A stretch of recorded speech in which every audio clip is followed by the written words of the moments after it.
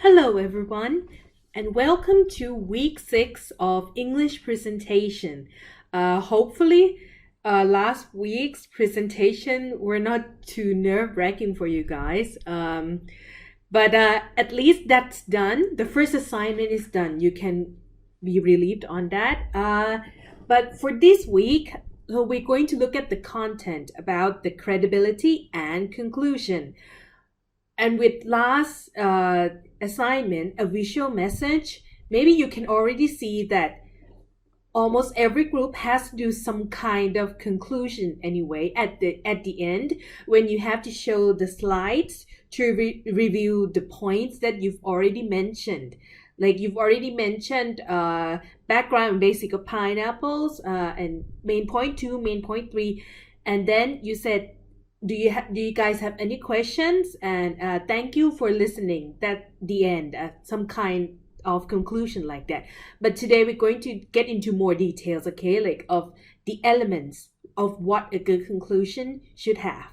Okay, now so what we're going to look at in this video is these topics, okay, with the visual message discussion. Like I told you last week, that's the homework from last week, right? This is what we're going to do in class this week, okay? In the class, I'm going to ask you to look at your partner's video and discuss what are the 3 things you and your partner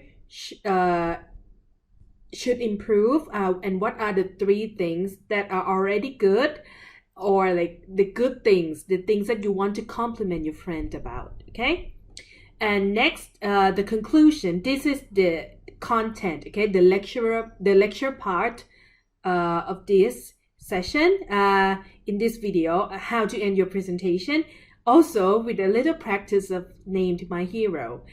And also, I'm going to talk about the next group assignment, okay? This is called academic group presentation, and the percentage is more than the last one. That one is 15%, this one 20%.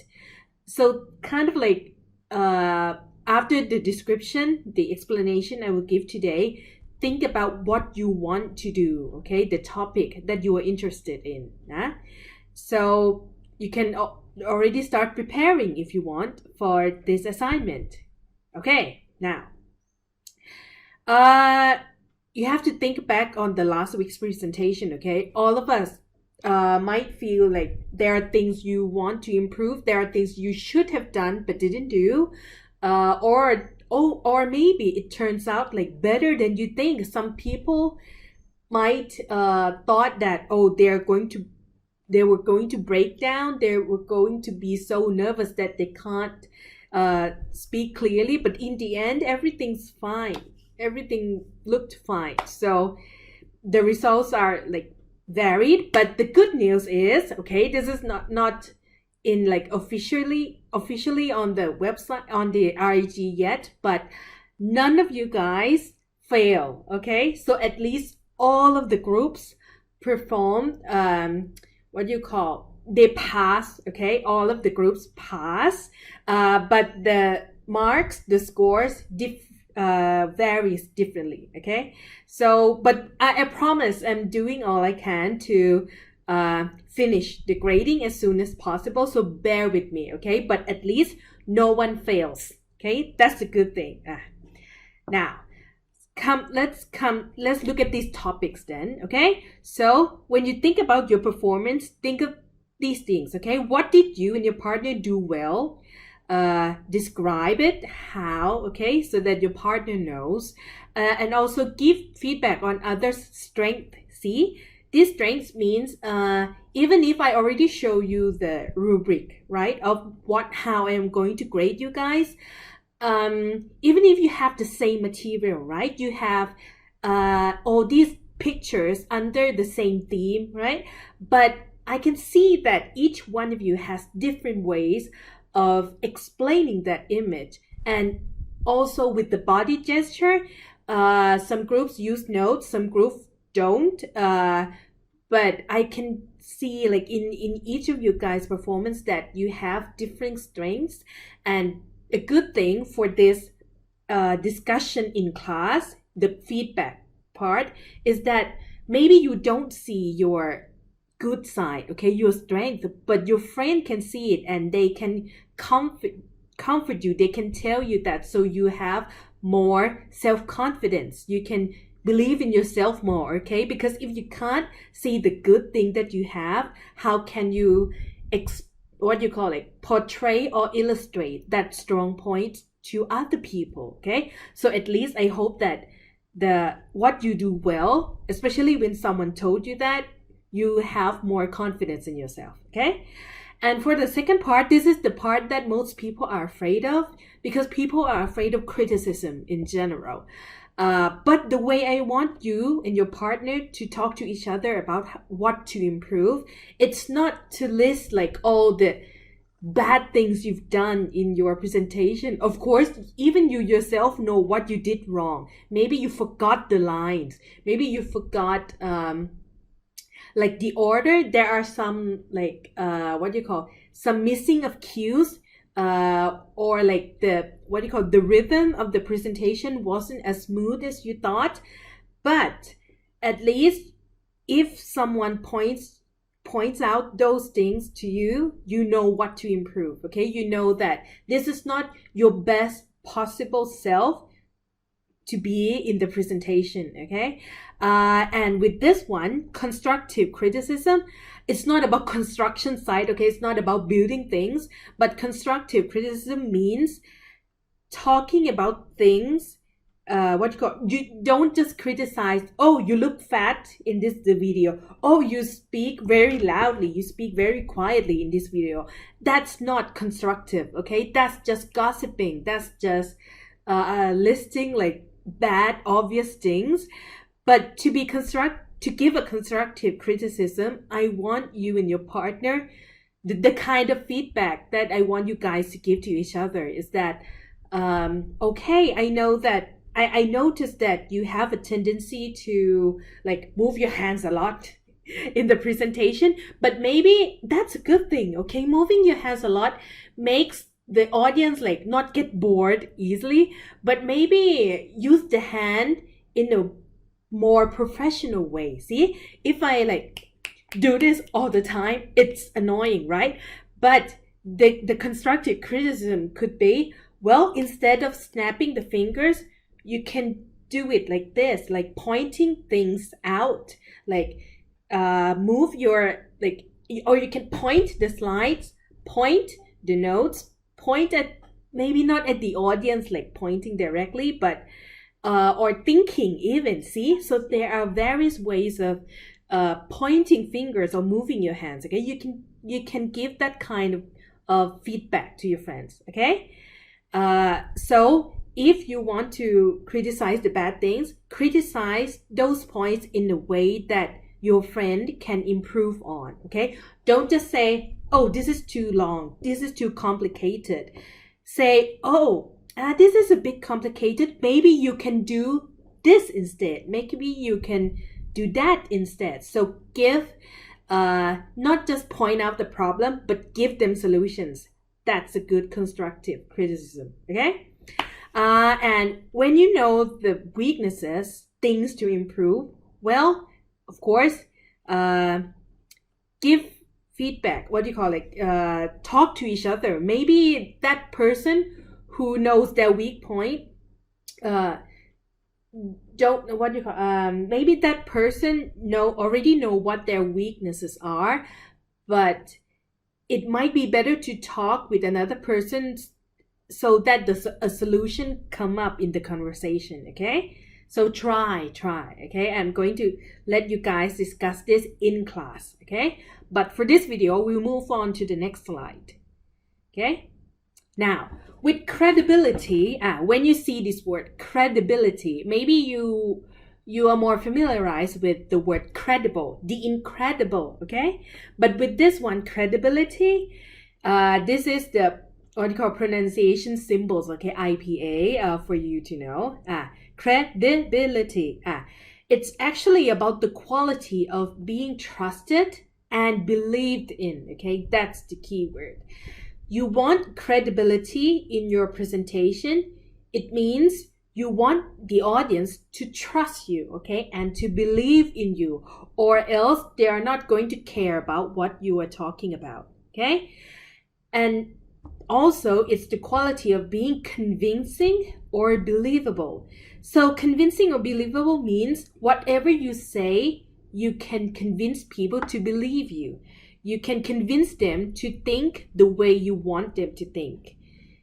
And when you're believable, it means they will believe what you say. Okay? That's why credibility is important. Now, how can we establish credibility in our presentation? Well, maybe you don't see the picture yet, but imagine that you and your friends have come up with the idea of a perfect, maybe a matchmaking app, okay? You know that you already know that Tinder, Grindr, or Honeybees or other chat programs, they have flaws, right? But you came up with like a new way of connecting people together, and so that maybe single people are less in the country. And but imagine that if you have to pitch an idea to an investor or a group of investors, and they are going to need convincing, all right, before they pay a lot for you guys to develop this application, right? So any small things that happen in the presentation will affect your credibility, okay? And these small things, I mean appearance. If you dress like too casually, like if you wear flip-flops and shorts and like t-shirts, well, they might think that you are not mature enough or responsible enough to carry this project through, okay? It affects many things, okay? So appearance is important, voice also. So sometimes people give up easily with the audience, okay? If they can't understand for more than 2 or 3 sentences, if they don't hear clearly of what you're saying, they're going to give up, and then you're going to see signs of this in the audience next time, okay? See if they hold their hands together on their chest like this, or if they're like, or if like their eyebrows raised. There are many cues in this, okay? So if they started to look like they don't care about the presentation, then you have to do something to bring their attention back to the presentation. Maybe you can do the voice.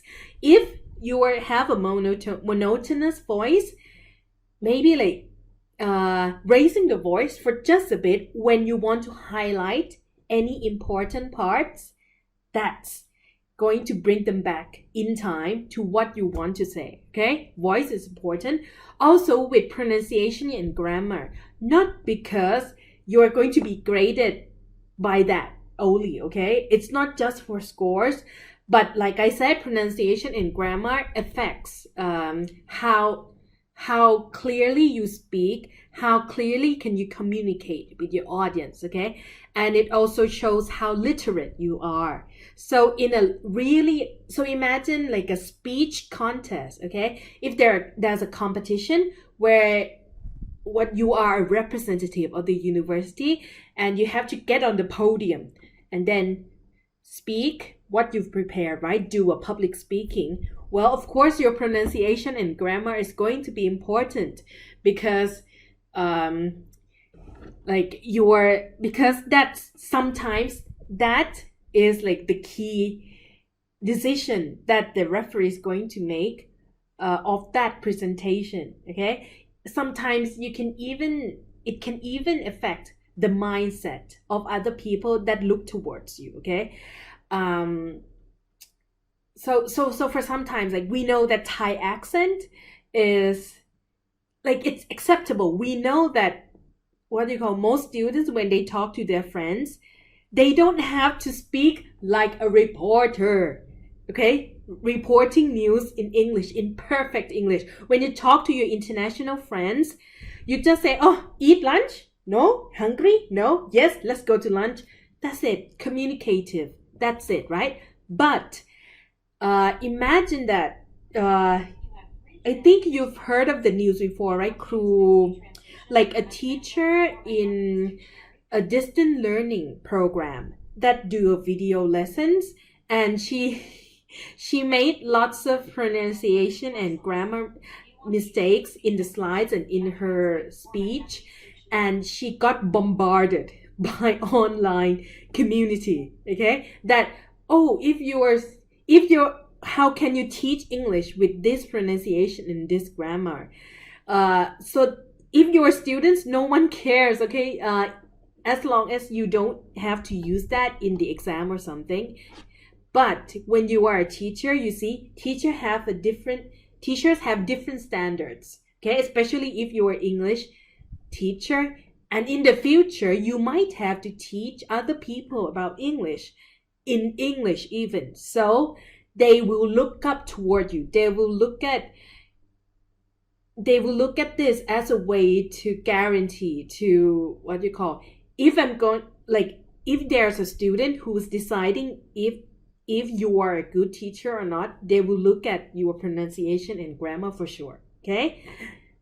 So that's part of the thing to consider about for presentation credibility. Also, that's the outside, right? That's the what you call the outside appearance, the outside output. But in the presentation, of course, there's also the content part, okay? The things that you said, the content of what you said. To show expertise is to show that you have credibility in that work. So if in that presentation you show that you have knowledge of the topic and you have evidence to prove your point, that will show that you are an expertise of what you are talking about, okay? Why, for example, when you look at Steve Jobs' presentation of an iPhone, right?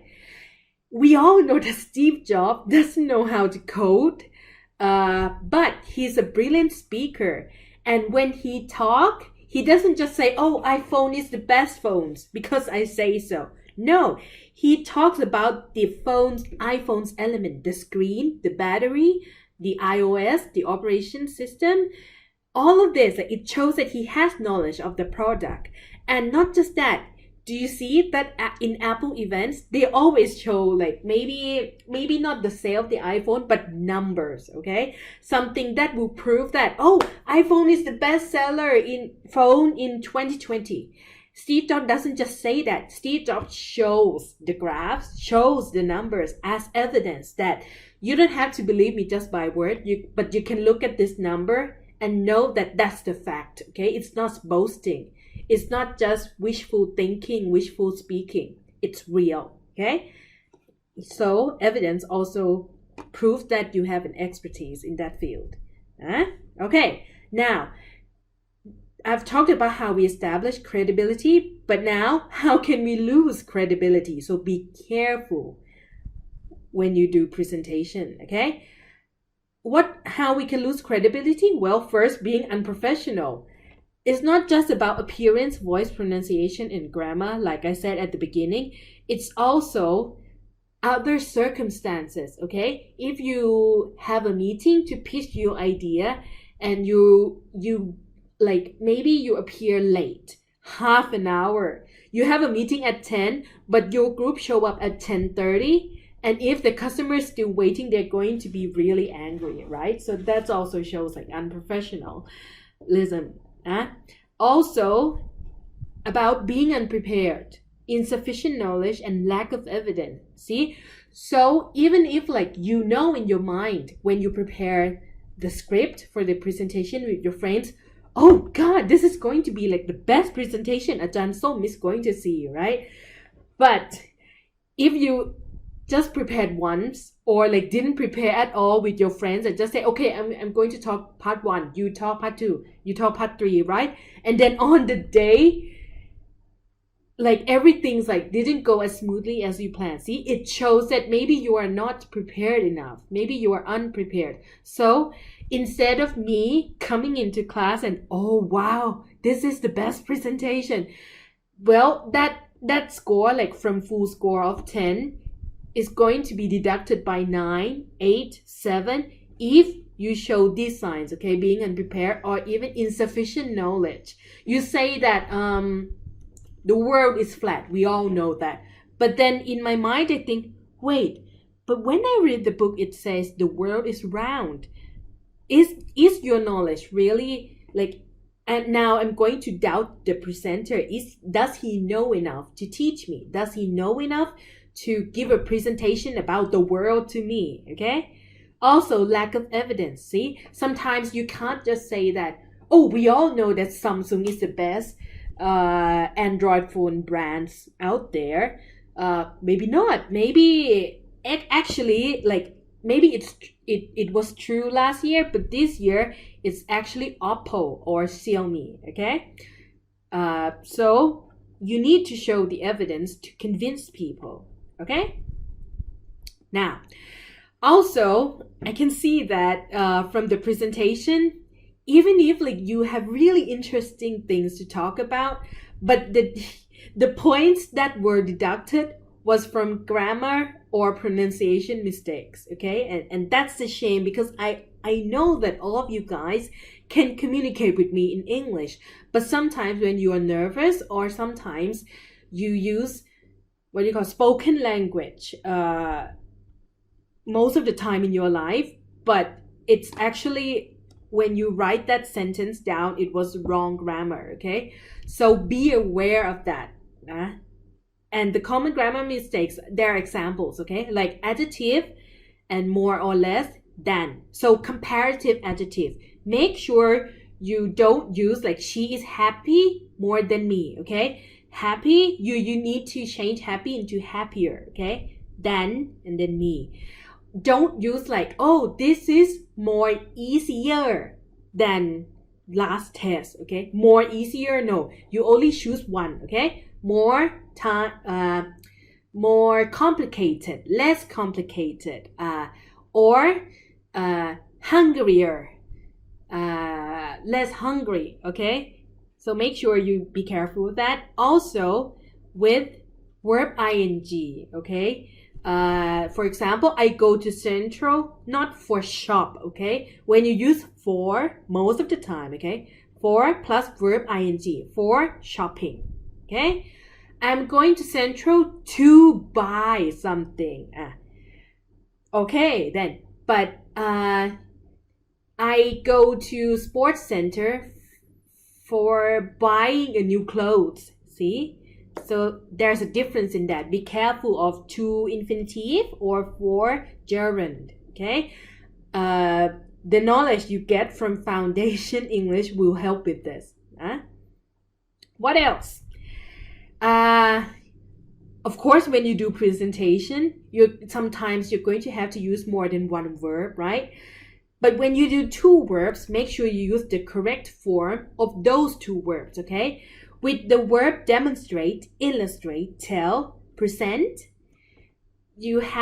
and then you have the object you don't put these verb and you together, okay? You don't say we will present you the reasons to recycle. No, you have two choices, okay? We will present to you what? The reasons to recycle. Or we will present what? Present the reason to recycle to who, okay? So you don't just say present you need to you, okay?